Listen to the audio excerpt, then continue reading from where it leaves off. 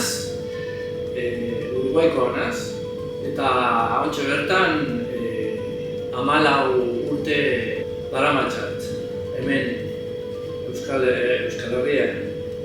Larrabetxun bizi naz eta tabernarean naz. Ikasi nuen AEK-an 4 urte.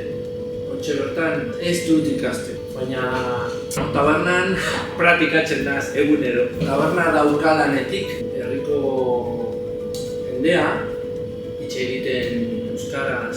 Nirekin euskaraz egin dezakezu. Ni ere euskalduna naz.